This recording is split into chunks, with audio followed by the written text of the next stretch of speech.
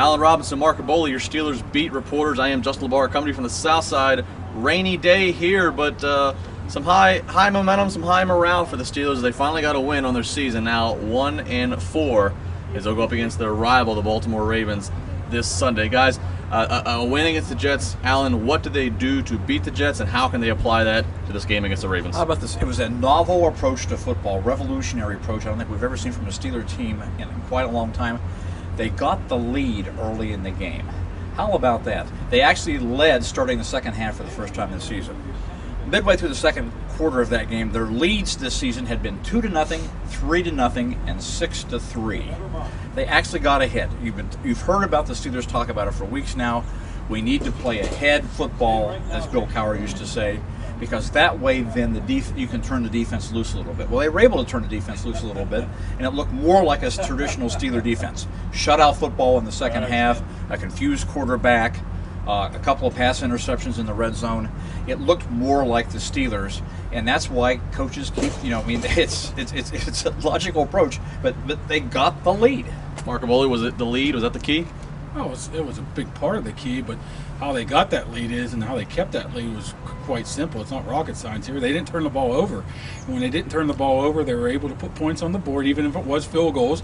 But more importantly, they didn't put their defense in poor field position to be able to, go down like that. And another thing is they protected the quarterback. After that first series or so, Ben wasn't pressured much at all. A lot of that had to do with Todd Haley's game plan of getting rid of the ball quickly, but a lot of that had to do with the offensive line and Calvin Beecham playing pretty well as well. I mean, it's not very difficult. I mean, they do the same thing this week against Baltimore.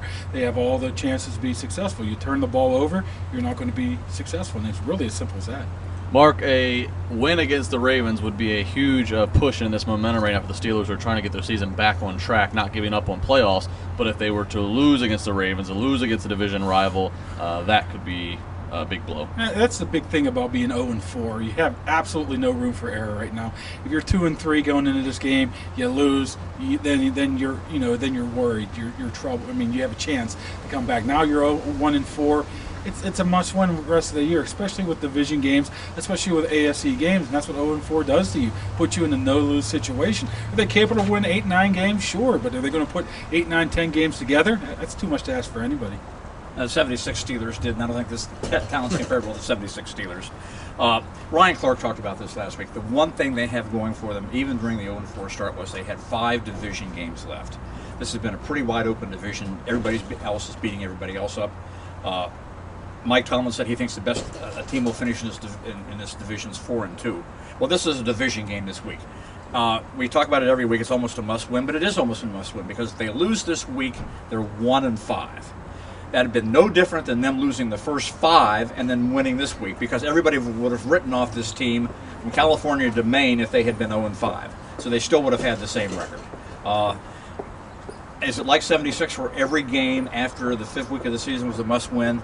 Not quite, but when the division games are very, very important because there's a 2-game swing with every team when you play division games. How many Hall of Famers were on this 76 defense, Alan? I believe for 14. I don't think we have that here. Well, from California to Maine, make sure for your Steeler coverage, TribLIVE.com. Follow these guys on Twitter, TribLIVE Radio, and of course videos, photos, and everything. We got it all for you. It's going to be an exciting Sunday. We'll see what happens. Mark Kaboly, Alan Robinson. I'm Justin LeBar.